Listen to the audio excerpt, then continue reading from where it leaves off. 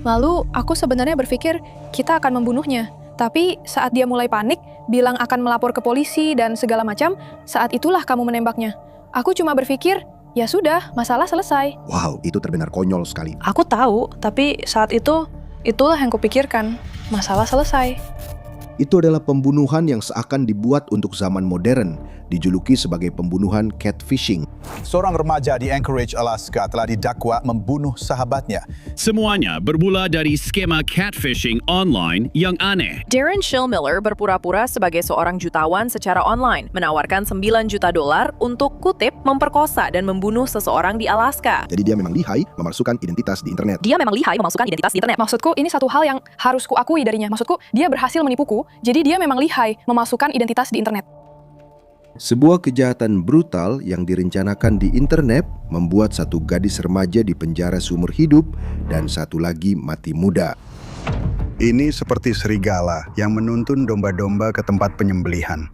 Anak itu mengambil pistol dan menembak keponakanku di bagian belakang kepala. Dan kemudian keponakanku masih bernapas.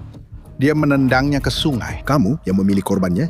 Iya, dia memang pantas mendapat balasan atas apa yang sudah dia lakukan. Membalasnya dengan nyawanya? Tidak.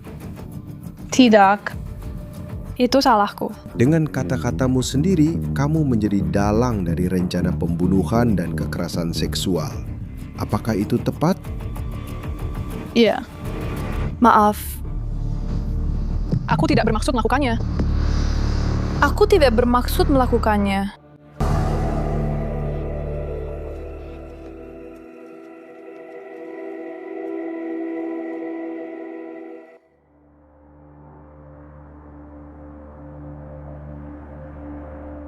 Tepat di luar Anchorage, Alaska. Sangat mudah untuk merasa takjub dengan hutan lebat dan pegunungan menjulang yang membatasi cakrawala kota. Namun, tersembunyi di balik alam liar yang luas dan keindahan alam ini adalah sisa-sisa dari kejahatan yang mengerikan. Sebuah kejahatan yang sama kejamnya dengan landscape yang keras ini. Pohon-pohon yang sama ini juga menyembunyikan Highland Mountain Correctional Center. Dan di dalamnya, wanita muda yang melakukan kejahatan itu, Denali Bremer. Selamat. Bremer mengatur pembunuhan temannya, Cynthia Hoffman, demi janji uang dari seorang pria yang ia temui secara online. 5 tahun kemudian, sekarang menjalani hukuman 99 tahun, Denali Bremer mengatakan dia siap untuk berbicara tentang pembunuhan akibat penipuan identitas online itu. Apakah ini wawancara pertamamu? Iya, aku ingin meminta maaf. Semacam kepada semua orang yang belum sempat mendengar atau melihat itu. Ungkapkan saja perasaanmu. Agar hati saya lega, meskipun saya sangat disarankan untuk tidak melakukannya. Bukan hanya oleh pengacara saya, tapi juga oleh orang-orang lain di penjara. Saya pikir sudah waktunya untuk menyampaikan versi saya. Kalian semua sudah mendengar satu sisi cerita, jadi sekarang giliran saya. Dan saya sudah mengakui kesalahan saya, jadi saya siap untuk akhirnya benar-benar bertanggung jawab atas apa yang telah saya lakukan.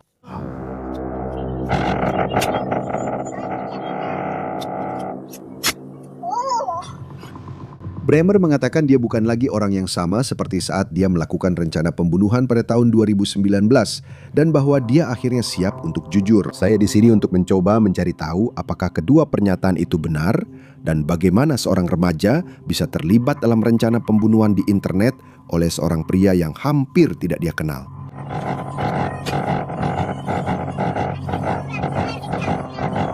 Saat itu, pikiran saya sedang tidak dalam kondisi yang tepat. Butuh waktu lama bagi saya untuk sampai pada titik di mana saya akhirnya sadar dan berpikiran jernih. Jadi, saya tidak menyalahkan obat-obatan atau apapun, tapi memang mereka sangat memengaruhi penilaian saya. Kedengarannya kamu memang agak menyalahkan obat-obatan dan semuanya. Tidak semuanya. Penilaian itu milik saya sendiri. Tindakan saya juga milik saya sendiri. Ceritanya dimulai dengan kekerasan saat masih kecil dengan nama yang berbeda, Denali Bremer. Apakah itu nama yang diberikan saat kamu lahir? Bukan. Aku diadopsi sekitar usia 7 tahun. Nama asliku adalah Alexandria Baker. Dan kenapa mereka mengubah namamu? Karena apa yang menyertainya. Alasan aku diambil dari rumah keluarga biologisku adalah karena terjadi pembunuhan mengerikan di sana. Jadi, mereka mengubah namaku dengan harapan memberiku awal yang baru. Awal yang baru? Identitas yang baru? Aku juga berharap begitu. Namun penyelamatan Bremer ke dalam keluarga angkat mungkin sudah terlambat untuk memulihkan kerusakan yang sudah terjadi, termasuk menyaksikan pembunuhan adik perempuannya yang masih bayi oleh pacar ibunya saat itu. Mereka pada dasarnya masih bayi baru lahir. Gabriel tidak mau berhenti menangis.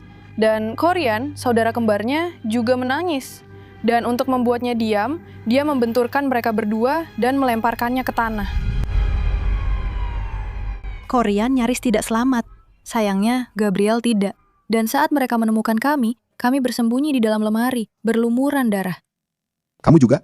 Aku dan saudari-saudariku juga. Berapa umurmu saat itu? Sekitar 2 tahun.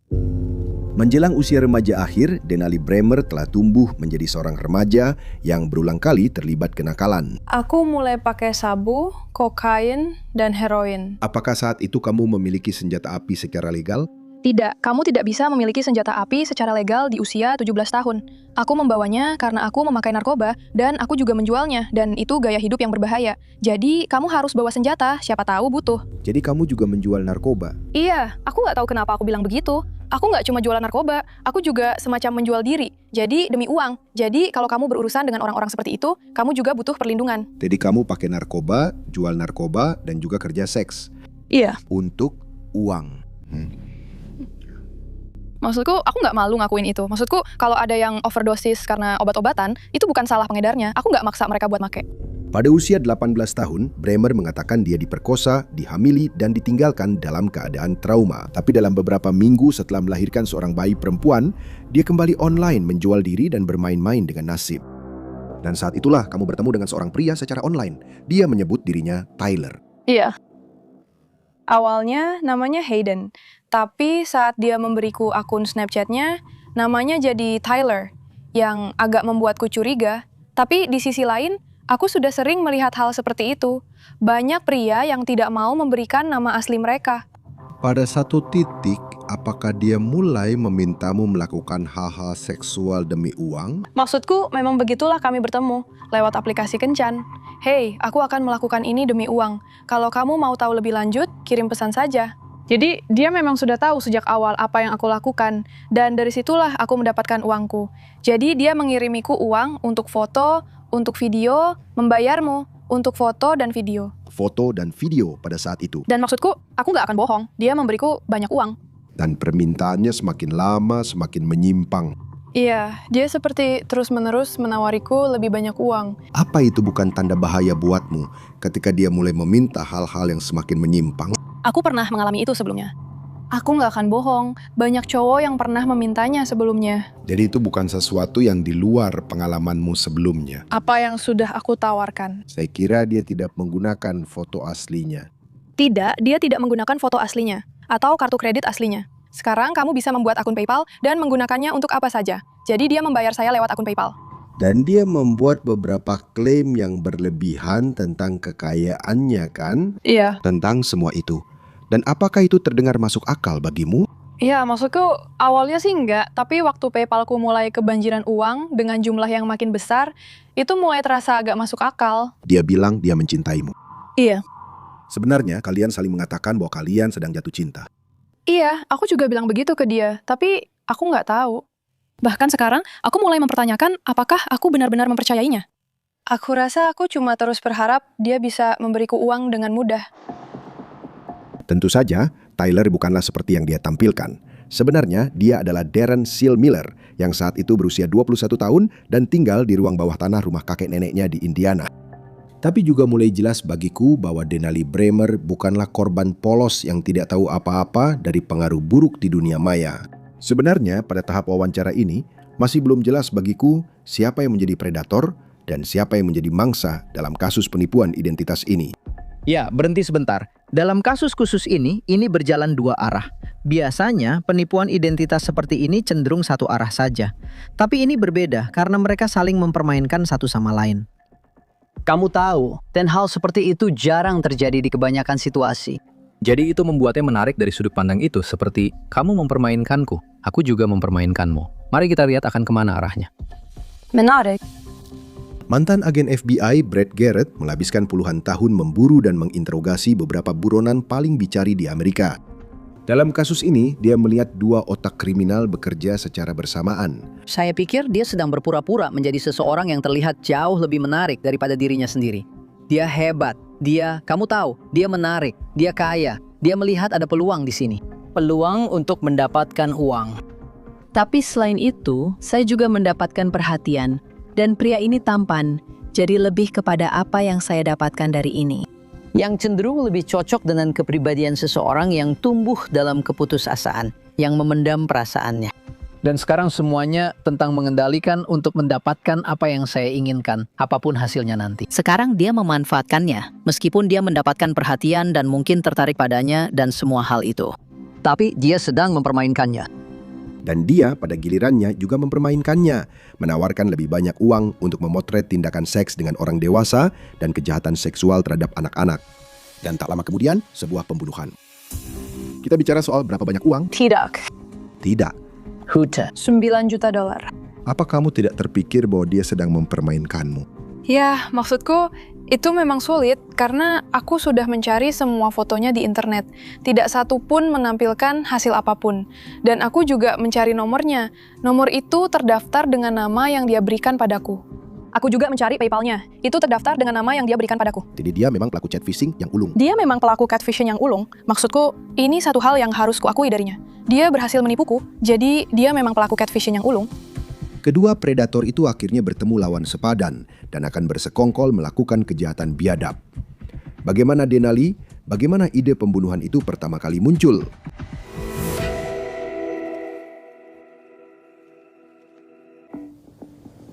Kami pernah mengalami beberapa tragedi di sini, tapi aku tidak ingin tinggal di tempat lain. Aku Paman Don. Tim, yang merupakan ayah dari Cynthia, adalah saudaraku. Dia adalah seorang wanita muda yang sangat pintar, cerdas, dan penuh semangat. Dia sangat mencintai hidup. Dia suka musik, dia suka berbelanja, seperti anak-anak pada umumnya. Dia baru saja lulus dari sekolah menengah. Dia bekerja di sebuah restoran lokal, dan dia sangat sukses. Cynthia Hoffman sama sekali tidak menyadari apapun. Gadis berusia 18 tahun yang dia anggap sebagai sahabatnya telah menjadikannya target dalam rencana pembunuhan. Pamannya, Don Hoffman, mengatakan bahwa itu adalah ciri khas sifat mudah percaya dan kepolosannya. Dia tidak suka menghakimi orang lain, jadi dia mudah terbawa. Dia bertemu dengan Denali Bremer, seingat saya, di sebuah mall, dan dia memang menganggapnya sebagai sahabatnya. Pada suatu saat, keponakan saya itu, saya tidak tahu bagaimana menjelaskannya. Dia sangat tertarik pada Denali, kamu tahu, dan menganggap Denali adalah temannya. Padahal itu bukan temannya. Cynthia atau Cece mengalami keterlambatan perkembangan. Dan Hoffman bilang dia melewatkan tanda-tanda bahaya tentang Denali Bremer yang sangat jelas baginya. Denali adalah tipe orang seperti predator. Dia selalu mencari korban berikutnya. Saya pernah bertemu dia beberapa kali di rumah Tim. Dan ada sesuatu tentang dirinya. Ada yang tidak beres. Kami semua duduk di ruang depan. Dan saya sudah bertemu dengannya. Dan kemudian saat saya bertemu dengannya, saya hanya berbalik dan menggelengkan kepala seperti, kamu tahu, saya tidak percaya kamu membiarkan Sisi bergaul dengan orang-orang seperti ini. Kamu tahu sendiri tipe orang seperti apa mereka. Kamu tahu mereka berurusan dengan narkoba dan macam-macam hal lain. Dan saya sudah bilang itu ke Tim. Dan dia bilang, saya tahu. Dia bilang, tapi Cynthia sudah dewasa. Dia punya hak untuk memilih dengan siapa dia bergaul. Kembalikan pistolku, ini punya aku. Tapi Denali Bremer dan teman-temannya memberi pengaruh yang sangat buruk.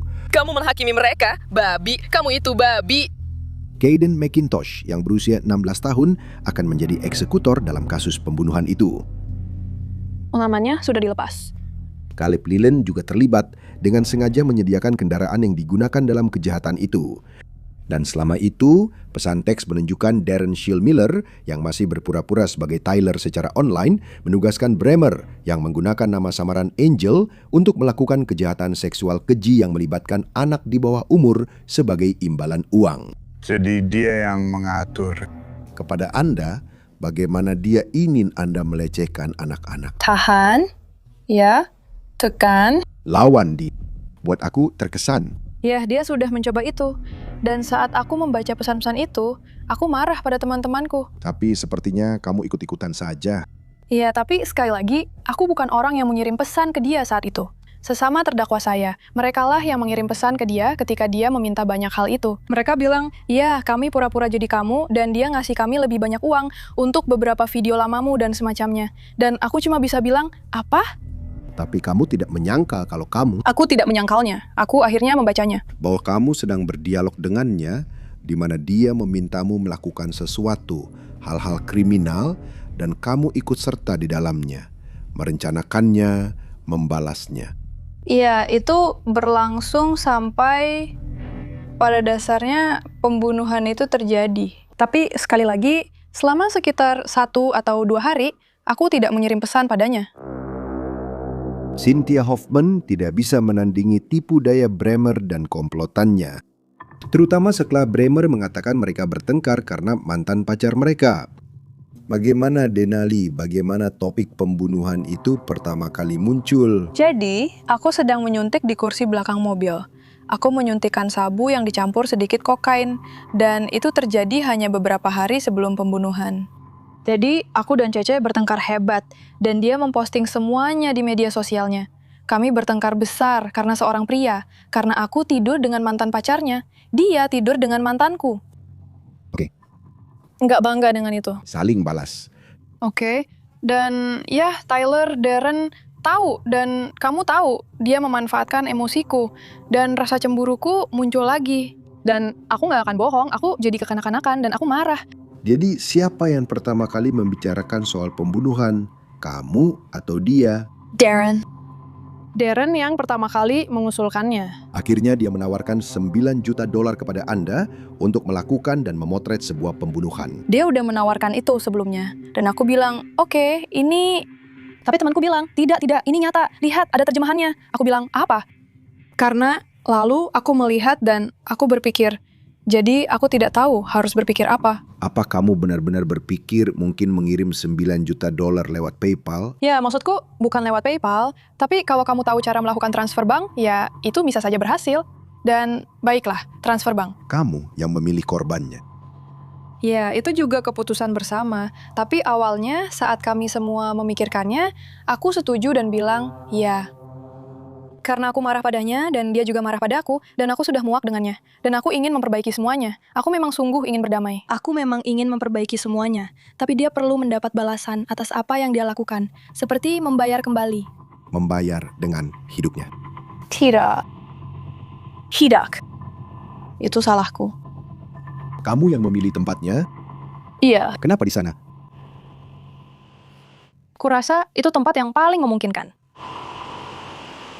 Thunderbird Falls adalah air terjun setinggi 200 kaki yang membelah hutan birch yang lebat di pinggiran Anchorage. Bremer dan McIntosh akan membawa Cynthia ke tempat terpencil di hutan yang menghadap ke sungai kecil.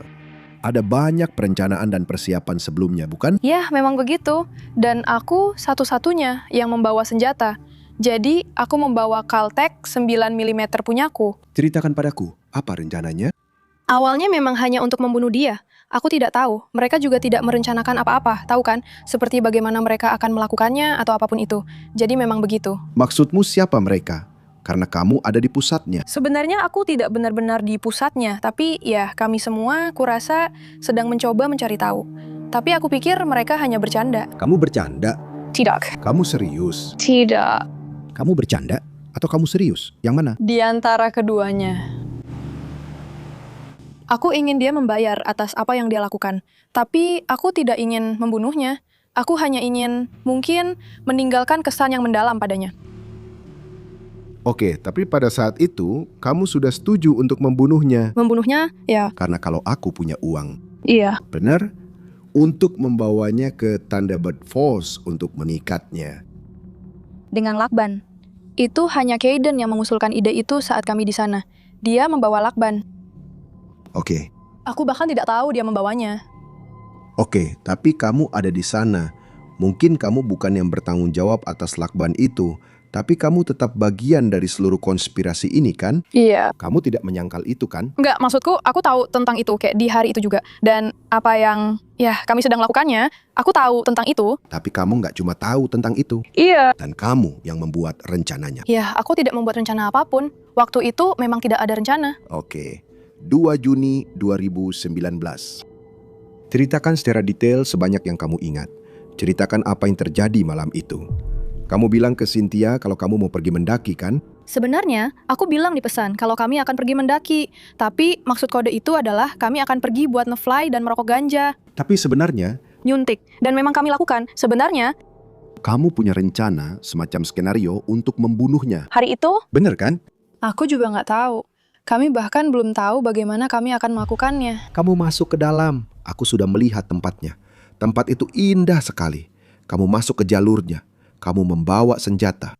Iya, itu ada di sarung senjata pinggangku. Itu memang milikku, aku tidak menyangkalnya. Hanya saja, aku bukan orang yang menarik pelatuknya. Aku bukan orang yang menembaknya. Aku bukan orang yang benar-benar melakukan semuanya. Aku hanya orang yang memiliki alat untuk melakukannya. Bremer dan McIntosh membawa Cynthia ke sungai dan mengikat serta membekap mulutnya dengan lakban. Mereka berdua adalah satu-satunya orang yang masih hidup yang tahu persis apa yang terjadi selanjutnya. Lalu dia mulai panik, dan saat itulah dia bilang dia akan melapor ke polisi. Dia akan melakukan ini, dia akan melaporkan kami, dia akan membuat dia kena masalah, membuat kami kena masalah. Dan saat itulah kami berdua panik. Dan aku bilang, aku nggak bisa ditangkap, aku punya banyak narkoba di mobilku. Jadi, aku nggak mau masuk penjara karena kasus narkoba atau penculikan dan penyerangan, karena dia punya bekas lecet akibat lakban itu. Jadi, dia bakal menuntut kami atas penyerangan dan penculikan. Aku bilang, oke, baiklah. Dan saat itulah, dia mengambil pistol dari sarungku, lalu dia langsung berjalan ke arahnya dan menembaknya dari belakang waktu itu. Aku belum pernah melihat seorang pria begitu tenang. Dia hanya mendekati seseorang dari belakang dan menembak mereka di bagian belakang kepala. Dor. Bener kan? Satu tembakan. Hanya itu. Bagian belakang kepala. Seperti eksekusi. Kamu melihat dia berjuang kan? Ya, kami melihatnya. Aku melihatnya. Dia juga. Kami semua melihatnya. Banyak kesempatan untuk berubah pikiran. Dia meraih ponselnya untuk meminta bantuan. Tidak, dia memang tidak membawa ponselnya. Caden yang mengambilnya. Iya. Kamu meraih pistol 9 mm. Awalnya aku memang begitu. Tapi kemudian aku menghentikan diriku sendiri. Dan aku berpikir, ini bodoh. Tapi aku sebenarnya tidak melakukan apa-apa saat dia, karena dia belum mengancam kami saat itu. Dia hanya pergi ke tepi sungai, lalu mulai mengancam kami, dan berteriak-teriak sekencang-kencangnya. Dan kau pikir cara untuk mengendalikan situasinya adalah melanjutkan rencana itu dan membunuh? Ya, aku hanya mengikuti saja, karena masalahnya selesai kan? Dan aku, wow. Itu terdengar sangat bagus. Aku punya hati. Itu terdengar kejam, tapi sekarang tidak. Sekarang aku merasa itu benar-benar keterlaluan. Seharusnya aku tidak melakukannya. Tapi saat itu, itulah yang kupikirkan. Masalah selesai. Apakah kamu melihat dia mengarahkan itu ke kepalanya? Iya. Apa yang kamu lakukan saat dia mengarahkan pistol ke belakang kepalanya? Menatap. Menatap. Aku tidak bilang apa-apa. Mungkin aku hanya melihat saja. Kamu tidak mencoba menghentikannya? Ya, aku tidak tahu. Ada saatnya juga, tapi aku tidak berteriak. Apa kamu melihat dia mendorongnya ke sungai? Apa kamu melihat dia kejang-kejang setelah tembakan itu? Aku tidak mau melihat, tapi dia sama sekali tidak bergerak. Apa saat itu kamu sadar kalau kamu baru saja berubah dari remaja bermasalah menjadi remaja pembunuh? Waktu kami di mobil dalam perjalanan pulang, iya. Bukan pada saat itu juga. Tidak, pada saat itu satu-satunya pikiranku adalah pergi dari sini. Pergi dari sini. Pergi. Apakah ada indikasi bahwa Nona Bremer pernah membicarakan tentang membunuh Cece? Ya. Bahkan, dalam pesan-pesan itu, bukankah pada suatu titik dia berkata, "Aku benar-benar membunuh demi kamu"? Ya, dia melakukannya. Aku bukan kaki tangan pembunuhan, aku juga korban. Denali Bremer melarikan diri dan menggunakan media sosial untuk menyusun pembelaannya. Aku tidak melakukannya. Dia mengambil pistolku dariku. Dia sudah sering mengancamku, dan aku tidak mau mati sebelum aku bisa bersaksi melawan ibu yang membunuh temanku.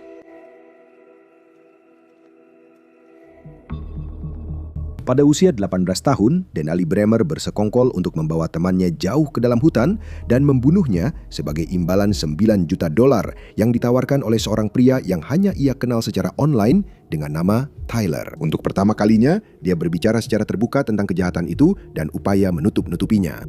Saat aku berbalik, dia sudah berada di dalam oven dan tangannya dipenuhi darah merah terang. Lalu dia meraih tanganku dan kami berlari pergi menuju jalan setapak itu. Kami berkeliling dan kembali menuju mobil. Kamu hanya sedang melarikan diri. Dalam arti tertentu ya, kami memang sedang pergi. Dan aku masih terkejut tidak ada yang menyadari suara tembakan itu. Kamu sedang melarikan diri dari tempat kejadian perkara. Ya, kami melarikan diri dari tempat kejadian perkara. Lalu, aku sampai di mobil dan masuk ke sisi pengemudi. Apakah kamu menangis? Apakah kamu berteriak? Aku tidak melakukan apa-apa saat itu. Aku benar-benar tidak tahu harus berbuat apa. Lalu aku mengambil tisu Clorox dan dia membersihkan tangannya dan sebagainya. Aku juga membersihkan tanganku karena darah itu sudah mengenai aku. Darah di tanganmu. Iya. Dia membuang ponsel miliknya di sana. Sebenarnya dia membakarnya dan dia hampir saja membakar ponselku, tapi aku bilang, "Jangan rusak ponselku." Dia bilang, "Oke." Itu yang kamu pikirkan? Ya. Karena aku juga nggak tahu harus ngomong apa lagi. Soalnya dia mau bakar ponselku saat itu juga di tempat parkir. Dan... Benar. Tapi bagaimana kamu masih sempat mikirin ponselmu saat kamu baru saja membunuh dan membuang temanmu ke sungai? Sebenarnya aku nggak benar-benar bisa berpikir jernih waktu itu. Aku cuma mikir dari satu momen ke momen berikutnya kayak aku harus nyetir ke sini, aku harus lakukan ini, aku harus lakukan itu, aku harus nggak fokus sama apa yang baru saja terjadi. Lalu kamu pulang dan kamu cerita ke ibu kandungmu tentang apa yang sudah kamu lakukan. Aku bilang ke dia kalau kita butuh alibi. Dengar, jadi untuk kalian semua yang bertanya apa yang sebenarnya terjadi, aku tidak menembaknya. Dalam beberapa hari berikutnya, Bremer memposting serangkaian pesan gila yang menyangkal bahwa dia bersalah dalam kejahatan itu. Aku tidak melakukannya. Sungguh, aku ditodong senjata dan disuruh melakukan apapun, anak-anak ini akan tetap hidup. Dan bahkan mengaku sebagai korban dari kejadian itu. Jadi, aku baru saja dengar kalau ternyata Kayden Brian McIntosh, orang yang menembak sahabatku di depan mataku, dan semua kalian yang membenciku bilang aku terlibat, baru saja dibebaskan dengan jaminan. Aku sebenarnya agak takut. Karena aku punya senjata api. Aku tahu ibu punya senjata api, tapi tetap saja. Dan aku tidak mau mati sebelum aku bisa bersaksi melawan ibu yang membunuh temanku. Kalian semua bilang, aku cuma pura-pura, dan aku ada hubungannya dengan kejadian itu, dan aku memanfaatkan dia, dan katanya dia pacarku. Katanya aku juga pacaran sama orang lain. Pada suatu saat, apakah Nona Bremer datang ke rumahmu bersama seseorang dan memberitahukan sesuatu kepadamu? Ya, benar. Aku diberitahu bahwa mereka pergi ke Thunderbird Falls bersama seorang teman mereka, seorang wanita muda bernama Sissy. Dan bahwa Kayden telah menembak Sissy di kepala, lalu mendorong tubuhnya ke sungai Pluto. Alih-alih memberikan alibi untuk putrinya, Ibu Bremer justru menelpon polisi. Jadi pada akhirnya Anda menelpon polisi? Saya menelpon mereka keesokan harinya. Dan apa alasan Anda menunggu sampai keesokan harinya untuk menelpon mereka? Sejujurnya, saya pikir mereka sedang mempermainkan saya. Saya pikir itu semua hanya lelucon atau semacam ujian untuk melihat seberapa setia saya pada dia sebagai putri saya. Keesokan harinya, saya melihat laporan berita dan saya tahu bahwa saya tidak bisa dengan hati nurani yang baik tidak mengungkapkan informasi yang saya miliki. Bremer segera ditangkap. Kemudian penyelidikan polisi mengungkapkan bahwa Bremer adalah dalang dari rencana tersebut dan memerintahkan Kayden McIntosh untuk menarik pelatuknya. Sekarang, 5 tahun kemudian, wanita muda yang mengatakan kepada saya bahwa dia siap untuk bertanggung jawab. Mengubah ceritanya lagi dan menyalahkan orang lain. Kamu mengatakan kepada polisi bahwa itu adalah pistolmu. Itu memang pistolku, benar. Aku rasa bukan aku orangnya. Aku tidak memerintahkannya. Kamu yang memerintahkan eksekusi Cynthia. Tidak, aku tidak memerintahkannya melakukan apapun. Kami panik. Kamu tidak memberinya pistol dan menyuruhnya menembak Cynthia? Tidak. Kenapa kamu bilang begitu? Aku bilang begitu lagi karena awalnya aku mencoba melindungi Kayden. Membaca catatannya, itu terdengar sebaliknya. Karena awalnya kamu justru menuduh dia. Iya, dia memang menembaknya. Dan kemudian kamu mengakui bahwa kamu memerintahkannya untuk melakukannya karena kamu tidak bisa menarik pelatuknya. Tidak, aku tidak pernah memerintahkannya untuk melakukannya. Kebenarannya sekarang kamu, setelah mengaku kepada polisi bahwa kamu memerintahkannya untuk menembaknya, Kamu adalah dalangnya. Kedengarannya sekarang kamu menarik kembali ucapanmu dan menyalahkan orang lain untuk mengurangi kesalahanmu. Begitulah kedengarannya.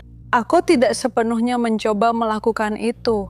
Aku hanya mengatakan apa yang sebenarnya terjadi sekarang. Bahkan di ruang wawancara, saat aku mendengarkan wawancaraku, ada pria yang mengarahkan jawabanku. Seperti, ya kamu melakukan ini, kamu melakukan ini, kamu melakukan ini, kamu melakukan ini, dan kamu tahu, itu membuatku, dan aku sepertinya aku memang melakukannya. Ya, aku melakukannya, aku melakukannya, aku melakukannya, aku melakukannya. Dan sekarang kamu mengklaim bahwa ini adalah pengakuan palsu, pengakuan yang dipaksa. Untuk beberapa detail, ya. Ya. Bagaimana dengan itu? Itu bukan sebuah detail. Itu adalah definisi pembunuhan berencana. Jika kamu sudah merencanakan, memikirkan sebelumnya kejadian itu. Ya, kami memang sudah merencanakannya sebelumnya, dan kemudian kami membuat rencananya.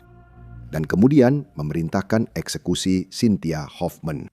Jadi kami memang sudah merencanakannya sebelumnya, kami memang membicarakannya, dan kurasa kami merencanakannya, lalu kami merencanakannya dengan cara yang bodoh, tapi aku tidak pernah memerintahkannya untuk menembaknya. Itulah satu hal yang mereka, dan bahkan aku sendiri keliru. Maaf. Aku tidak bermaksud melakukannya. Aku tidak bermaksud melakukannya. Di pikiranku sendiri, menurutku, aku sebenarnya tidak benar-benar menarik pelatuknya. Aku hanya pemicunya saja. Aku adalah hal yang... Menurutmu itu membuatmu jadi kurang pantas disebut pembunuh? Tidak, itu tidak membuatku jadi kurang pantas disebut pembunuh. Hanya saja, di hati nuraniku rasanya aku bukan benar-benar orang yang membunuh seseorang. Jadi maksudku, aku belum pernah secara fisik mengambil nyawa seseorang. Aku hanya menjadi pemicu terjadinya kematian itu. Dan itu adalah beban yang harus kutanggung, karena dia meninggal karena aku. Itu tanggung jawabku. Itu salahku. Kau bilang kau bertanggung jawab, karena dia sudah meninggal. Tapi kau juga bilang bahwa... Aku bukan orang yang menembaknya. Aku tidak tahu. Selalu ada sesuatu yang menggangguku ketika orang-orang bilang, ya, kamu menembak seseorang. Padahal, tidak, aku tidak melakukannya. Semua orang selalu bilang begitu, tapi sebenarnya aku tidak menembaknya. Tapi kamu memang membunuhnya? Iya. Jadi apa bedanya? Aku tidak tahu. Kurasa memang ada perbedaan besar antara benar-benar melakukannya sendiri pada seseorang dibandingkan menjadi orang yang membuatnya terjadi. Aku tidak tahu. Bagi aku, ada perbedaan antara benar-benar menembak seseorang dan menjadi orang yang benar-benar mau melakukannya. Karena aku sendiri tidak mau melakukannya. Tapi dia mau. Dan kamu tahu bahwa kamu sendiri bersedia membunuh seseorang. Iya. Denari, tentu saja ada simpati untuk seorang gadis remaja bermasalah yang mengalami pelecehan seperti yang kamu alami. Tapi kejahatanmu begitu brutal, begitu keji, dan sudah direncanakan, sehingga tidak ada yang benar-benar bisa menjelaskannya, apalagi membenarkannya. Kamu setuju dengan itu? Iya. Kamu sadar? Tidak ada alasan, bahkan tidak ada penjelasan. Tidak, sebenarnya tidak. Ini bukan kejahatan yang dilakukan secara impulsif, seperti banyak kejahatan serius yang dilakukan remaja. Kejahatanmu sudah direncanakan, dipikirkan matang-matang dan licik. Dan sekali lagi, kebrutalan yang terjadi itu terlihat kurang seperti kesalahan besar dan lebih seperti karakter aslimu. Aku bisa katakan sekarang, itu bukan karakter asliku. Kalau gitu, dulu itu karakter aslimu. Didorong sampai ke titik itu. Dulu memang begitu. Itu benar-benar saat terburuk dalam hidupku. Titik terendahku. Itu sisi gelapku.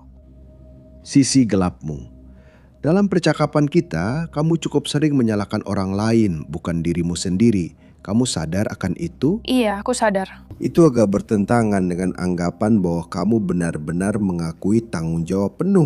Kamu sibuk membeda-bedakan, misalnya, apakah kamu jenis pembunuh yang sama seperti McIntosh, karena dialah yang menarik pelatuk sedangkan kamu tidak. Kamu menyalahkan orang lain yang mungkin, katamu, mengirim pesan ke Tyler, kamu tahu, seolah-olah itu kamu.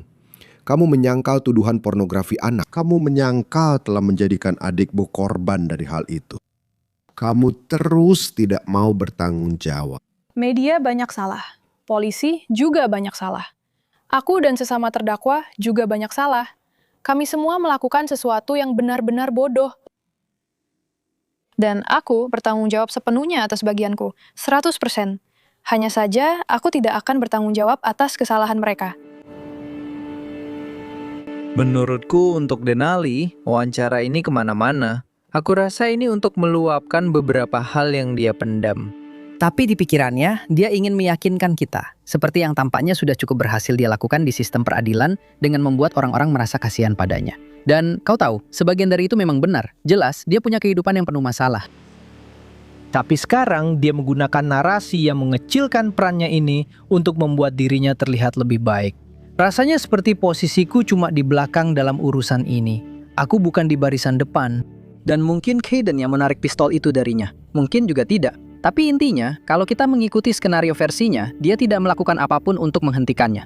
Dia bisa saja berkata, "Kaden, berikan pistol itu padaku," atau secara fisik mencoba menghentikannya. Dan ini benar-benar menunjukkan bahwa pada saat itu dia memang tidak keberatan hal itu terjadi.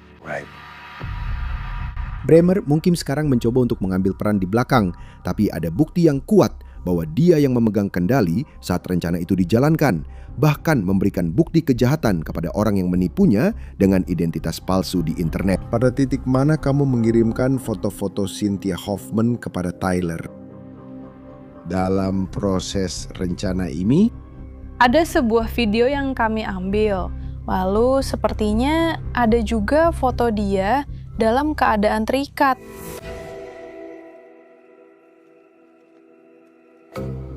Ketika Denali Bremer setuju menerima janji jutaan dolar dari seorang pria yang dia temui secara online untuk membunuh teman remajanya, kesepakatan itu didasarkan pada bukti foto dan Bremer memenuhinya. Pada titik mana kamu mengirimkan foto-foto Cynthia Hoffman kepada Tyler? Dalam proses rencana ini?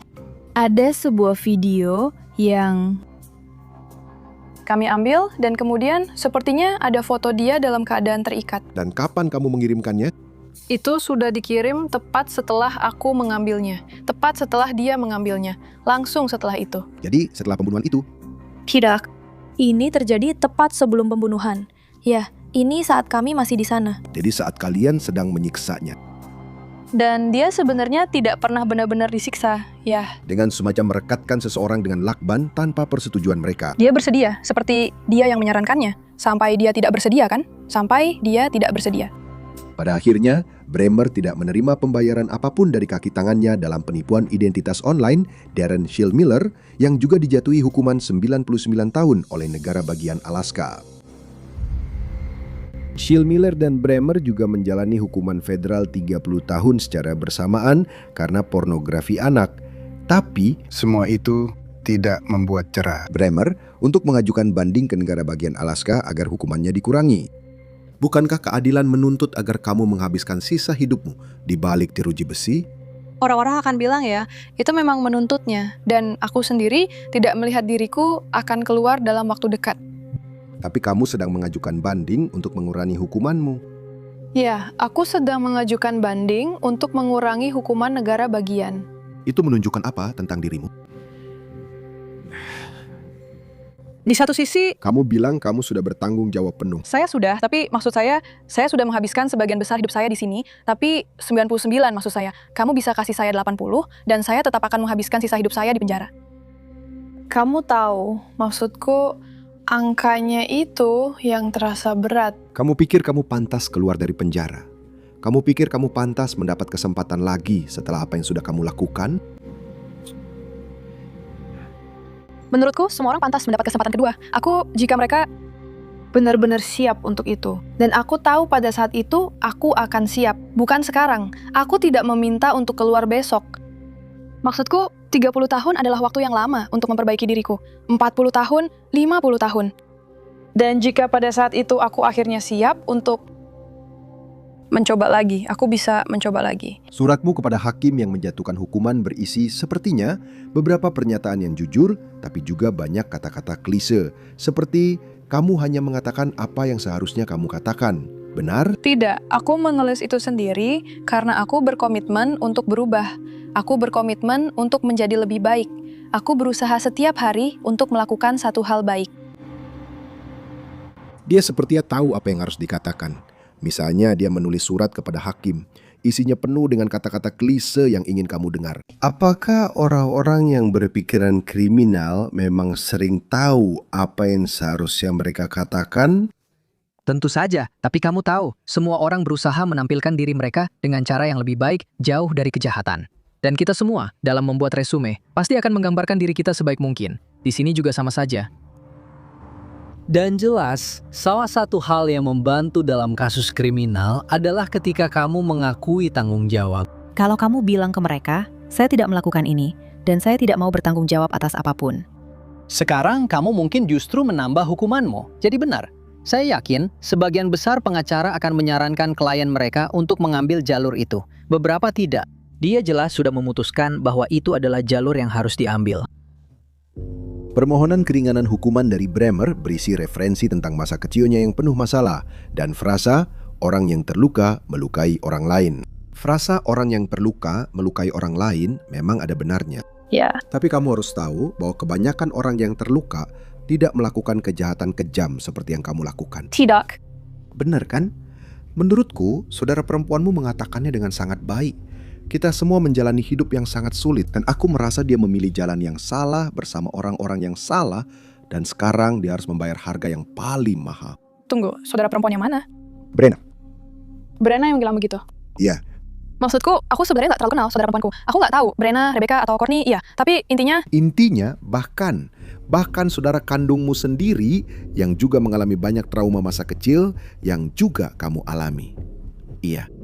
Bahkan penilaian mereka tentangmu adalah kamu memilih ini. Kamu memilih hal yang salah. Aku tidak percaya kamu terlahir jahat. Apa kamu percaya begitu? Tidak ada manusia yang terlahir jahat. Jadi kamu memilih untuk menjadi jahat. Iya, itu adalah sebuah pilihan. Bagaimana kamu menjelaskan itu, Denali? Bersalah.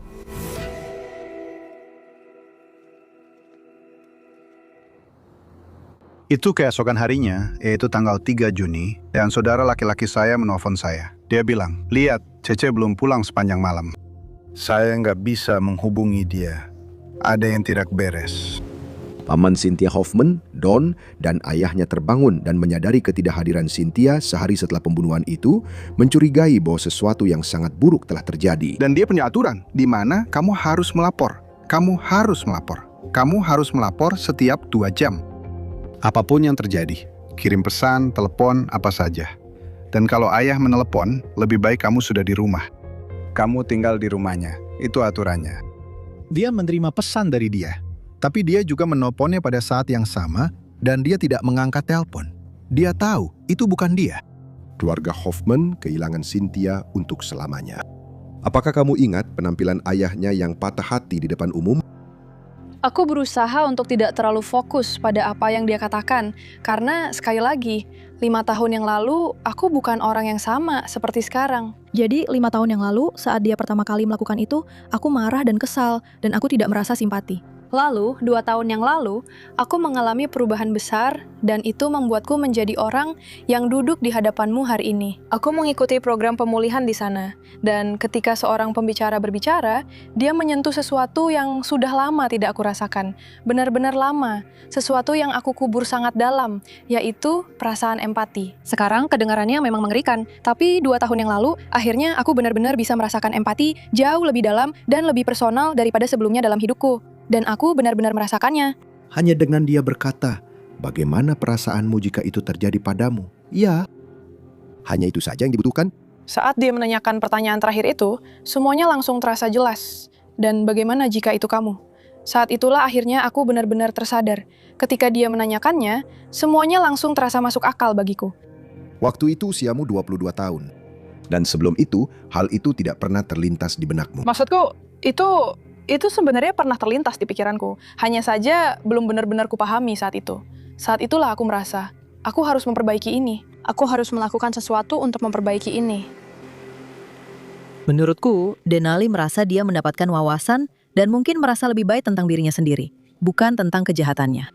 Tapi, kau tahu, kunci dari situasi seperti ini, dan aku tidak tahu apakah dia akan mengalaminya, apakah dia akan menjadi orang yang berbeda ketika dia keluar dari penjara. Karena aku sudah banyak mengirim narapidana bebas bersyarat kembali ke penjara karena mereka adalah tahanan teladan, ikut terapi, punya pekerjaan bagus, para satpam menyukai mereka. Lalu mereka keluar dan langsung kembali ke kehidupan yang sama seperti 5, 10, 15 tahun sebelumnya. Sulit untuk keluar dari pola yang sudah membentuk dirimu. Kami diberitahu bahwa Ibu Cynthia tidak keluar rumah selama 1,5 tahun. Dia sangat berduka.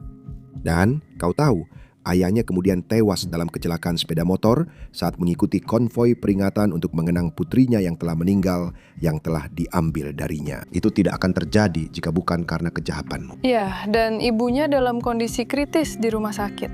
Dan aku tahu, seperti dari semua orang, akulah orang terakhir yang ingin keluarga dengar soal ini. Tapi aku benar-benar berharap dia bisa melewati ini, dia selamat, dan semuanya akan baik-baik saja.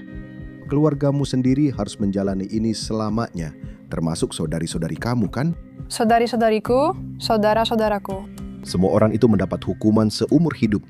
Apa kamu tidak merasa bahwa kamu mendapatkan apa yang pantas kamu terima? 99 tahun dari negara bagian, 30 tahun dari pemerintah federal. Saya hanya ingin bisa diberi kesempatan kedua suatu saat nanti untuk mencoba menebus kesalahan saya kepada masyarakat di luar sini. Dan karena ini adalah wawancara pertama saya rasa saya bisa mengatasinya. Oke, pengacara saya menyuruh saya untuk tidak melakukan ini, tapi saya akan mencoba melakukannya dengan lebih baik. Bremer sekarang sedang menjalani hukumannya di sebuah fasilitas yang dikenal sebagai tempat menjalani hukuman yang relatif nyaman, dijuluki Camp Cupcake. Dan dia bilang dia mencoba menggunakan waktunya dengan baik. Baiklah, terima kasih atas waktunya. Apakah saya akan mendapat makan siang? Dia tampak senang dengan wawancara pertamanya, tapi dia tidak bisa mempertanggungjawabkan semua kerusakan yang telah dia lakukan. Dampak buruk yang terus membesar bagi keluarga Hoffman sejak Denali Bremer membunuh Cynthia. Dan itulah sebabnya dia tidak pantas untuk dibebaskan. Dia sebaiknya tidak mengajukan banding. Dan dia sebaiknya berhati-hati di dalam sana, karena Sisi punya banyak teman. Salah satu dari mereka mungkin saja masuk sana. Sebanyak apapun kamu membimbing anak-anakmu, ada banyak orang jahat di dunia ini. Kita melihat hasil akhirnya. Keponakanku sudah tidak ada lagi. Dia sudah meninggal. Ditembak di belakang kepala. Untuk apa? Dan dia dibawa ke sana. Dia pergi ke sana dengan sukarela. Mengira semua ini hanya permainan.